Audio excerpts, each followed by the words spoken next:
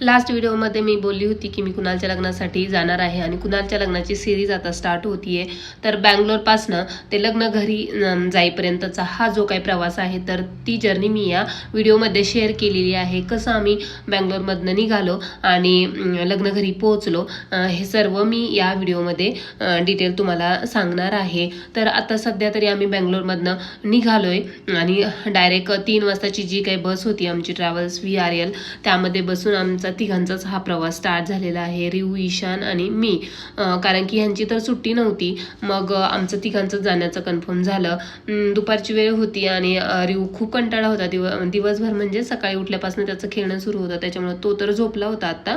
आणि 4 वाजले असतील तर त्यावेळेस तो म्हणजे जसंही गाडीत बसला ना तसं त्याला झोप लागली आणि तो झोपला. ईशानही चांबळ्या देत होता, कदाचित तोही झोपेल. आणि मला पण कंटाळा आला होता. सकाळी मी लवकर उठली होती, बॅग वगैरे पॅक झालेल्या नव्हत्या, म्हणून मग मला आता झोप येत होती, तर मी सुद्धा झोपणार होती.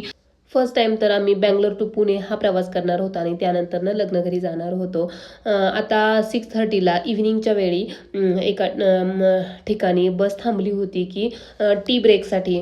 तर त्यावेळेस रिया आणि ईशानसाठी मी पाणी बॉटल पहिल्यांदा घेतली. रिऊ तिकडे त्याच्या डॅडासोबत कॉलवरती बोलत होता आणि सांगत होता मी अजिबात दंगामस्ती करणार नाही, मी छान वागेल आणि छान राहील. आता पाहूयात घरी जाऊन तो काय करतोय लग्नघरी, किंवा तो मला किती कॉपरेट करतोय. कारण की मुलं म्हटले की खूप दंगामस्ती आणि त्याला तर खूप खेळायला लागतं. गावी गेलं म्हटलं की त्याचं सुरूच होऊन जातं. आता ही वेळ आहे मॉर्निंगची. सकाळी एका ठिकाणी नाश्त्यासाठी बस थांबली होती आणि पुण्याच्या खूप जवळ होती. तर सूर्योदय होणार होता छान असा आणि मस्त असं या डोंगराच्या आडून हा सूर्य येणार होता. तर तो मोमेंट मला कॅप्चर करायचा होता. 10-15 मिनटं ऑलरेडी बस थांबून झालेली होती आधी आणि आत्ता बस निघण्याची वेळ झाली होती. त्यांनी अनाऊन्ससुद्धा केलं होतं की आता बस निघणार आहे. तर मी हे जे काय आहे ना पवनचक्की वगैरे किंवा ते डोंगर सण येणार होता, तर तो मोमेंट मला कॅप्चर करायचा होता, म्हणून मग मी व्हिडिओ वगैरे घेत होते बराच वेळ. तर रिऊ, ईशान इकडे एका टेबलवरती, आणि तो टेबल होता दगडाचा, म्हणजे दगडाचा टेबल होता आणि त्यावरती ते उभे होते. तर त्यांचा दोघांचं तिकडे खेळणं सुरू होतं. तर म्हटलं चला पटकन आपण हे जे काय आहे सनराईजचं तर ते मोमेंट कॅप्चर करूया. तर मस्त हा पवनचक्क्या वगैरे होत्या आणि रिऊ, ईशानला आता माहीत पडलंय की हे पवनचक्की वगैरे काय असतं आणि ते कशा फिरतात वगैरे ते आम्ही सांगितले त्यांना. कारण की ना जेव्हाही आम्ही गाडीमधून प्रवास होतो बऱ्याच वेळा गावावरून बँगलोरला येताना किंवा बँगलोरवरून गावाला जाताना बऱ्याच वेळा ते दिसतात, तर त्यांना माहीत पडले आता. तर चला हा छान असा सण येतोय आणि बस माहीत नाही किती मिनटं आता उभी राहणार होती, कारण की मला हा पूर्ण सण वरती येईपर्यंतचा हा मोमेंट कॅप्चर करायचा होता. तर ते लोक बोलवत पण होतेच. जितका वेळ मला पॉसिबल होईल म्हटलं तेवढा आपण तर व्हिडिओ करूयात आणि त्यानंतर तर जाणारच होतो. तर इतकंसंच झालं, पूर्ण सण काय आला नाही. तोपर्यंतच आमची गाडी सुरू झाली होती.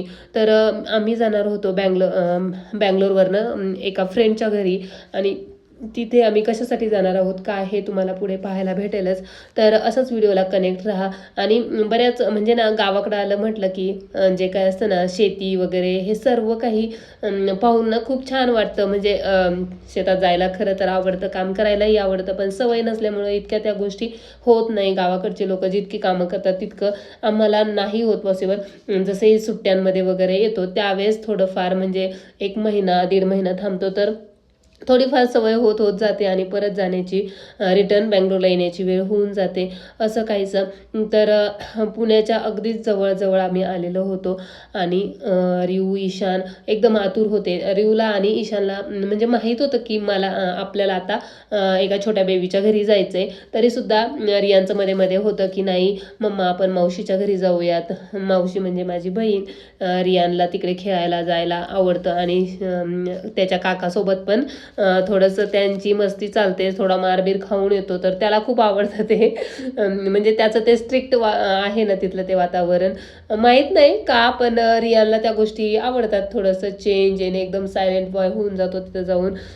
ऐकतो बऱ्यापैकी, मस्ती करतो, पण त्याला तरीसुद्धा म्हणजे मार पण खातो तरीसुद्धा त्याला त्याच्या काकाच्या घरी जायचं असतं. तर असं काही तो बऱ्याच वेळा मला म्हणत होता मम्मा आपण छोट्या बेबीच्या नाही तर मावशी रिऊ ईशानसोबत गप्पा मारत आणि आमचा हा प्रवास सुरू होता. एक टनेल लागला आणि त्यामधला हा व्हिडिओ आहे. तर टनेलमध्ये ना जात असताना एक किस्सा रिऊ आणि ईशानला आठवला, तर ते मला ते सांगत होते. हा आमचा प्रवास जो काही चालला होता ना, तर ते मला बाहेरचा व्ह्यू थोडाफार कॅप्चर करायचा होता. खूप छान असं हिरवीगार झाडी डोंगर दिसत होतं, पण व्हिडिओ काही व्यवस्थित येत नव्हता, कारण की जी काही ट्रॅव्हलची काच होती ना ती बऱ्यापैकी खराब झालेली होती आणि त्यामधून काही व्यवस्थित क्लिअर दिसत नव्हतं. ट्रॅव्हल्समधून उतरल्यानंतर ना लगेचच आम्ही रिक्षा पकडली आणि माझ्या फ्रेंडच्या घरी जाण्यासाठी निघालो होतो. रिक्षा जसे ट्रॅव्हल्समधून उतरलो ना, तर जे काही रिक्षावाले दादा होते तर त्यांनीच मला माझ्या बॅगा वगैरे ठेवायला हेल्प केली आणि त्यानंतर ना आम्ही निघालो. खरं तर मला आता ज्यावेळेस लास्ट टाइम मी आली होती ना तिच्या घरी, तर त्यावेळेस बसने म्हणजे PMTने वगैरे गेली होती, पण आता त्यांना लोकेशन वगैरे सांगितलं मी आणि त्यांनी ते लोकेशन वगैरे लावलं आणि आम्ही निघालो होतो तिच्या घरी.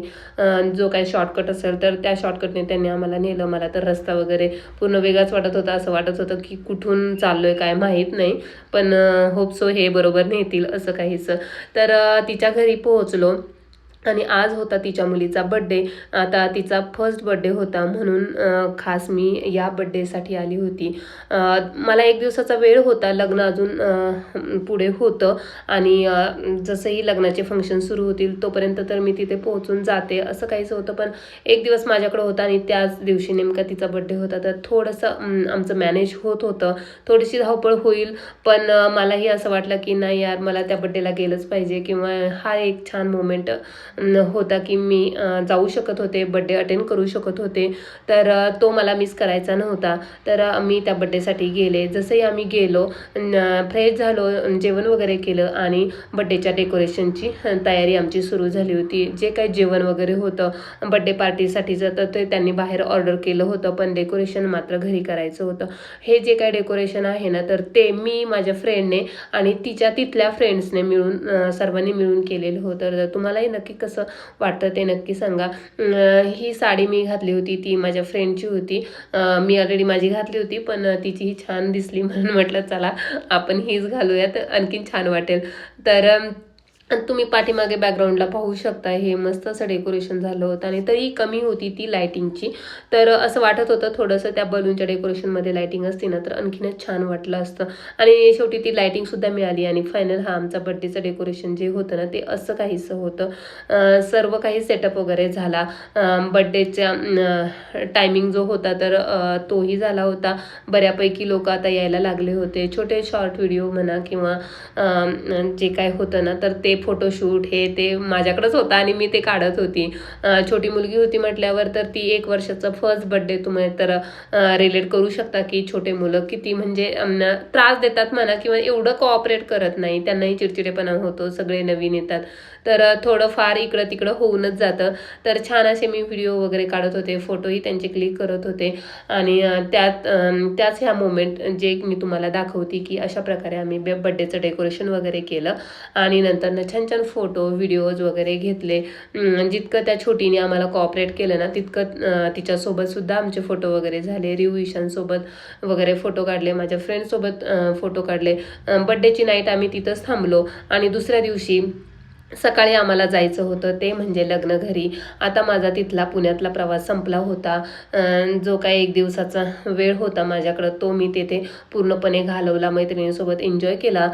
बड्डे छान असा झाला होता खरं तर रात्री, आणि सकाळी माझी बहीण, तिचे मिस्टर आणि आमचा छोटा हम्पी आम्हाला घ्यायला माझ्या फ्रेंडच्या घरी आले.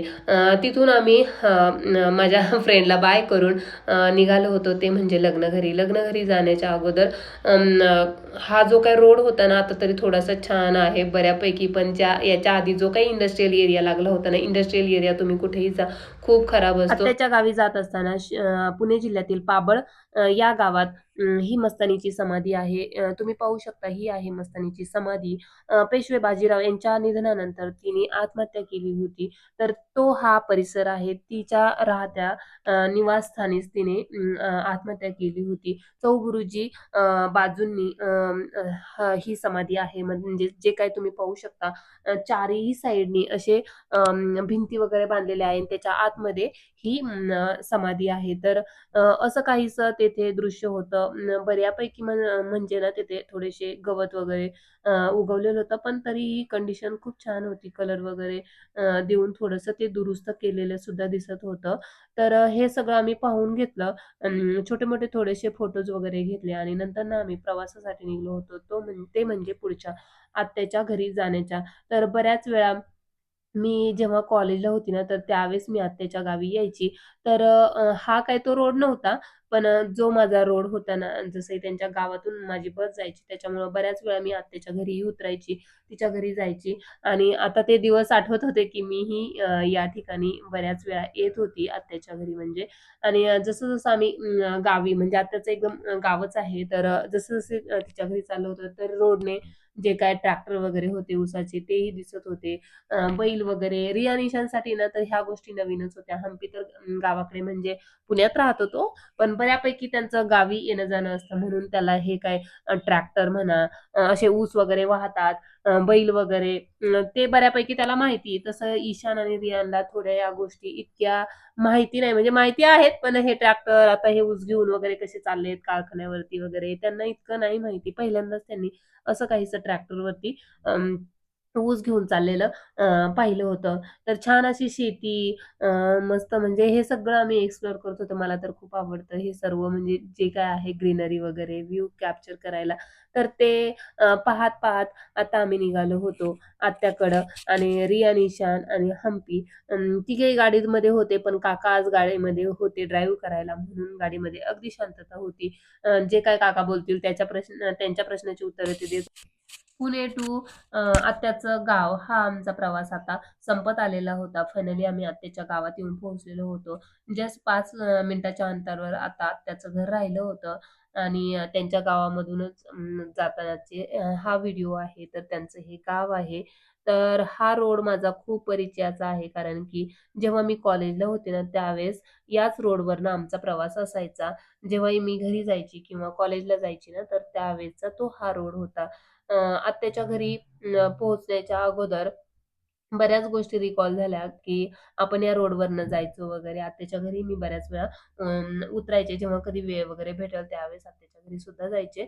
तर आता आम्ही गाडीमधनं उतरलो, बॅगा वगैरे घेतल्या आणि घराकडे जाण्यासाठी निघालो. जसंही आम्ही घराकडे जाण्यासाठी निघालो ना, तर रिया आणि हम्पी पटकन उतरले सुद्धा आणि एका वाळूच्या ढिगाऱ्यावर खिळून सुद्धा आले. लगेचच त्यांनी त्यांचे कपडे इतके खराब करून टाकले होते ना, तर त्यांची ही गावाकडची मस्ती अशीच कंटिन्यू राहणार आहे आणि तुम्हालाही ती पाहायला नक्कीच आवडेल. असेच व्हिडिओ कंटिन्यू पाहत जा. लग्नाची ही सीरीज तुम्हाला पाहायला नक्कीच आवडेल. चला भेटूया नेक्स्ट व्हिडिओमध्ये. तोपर्यंत बाय.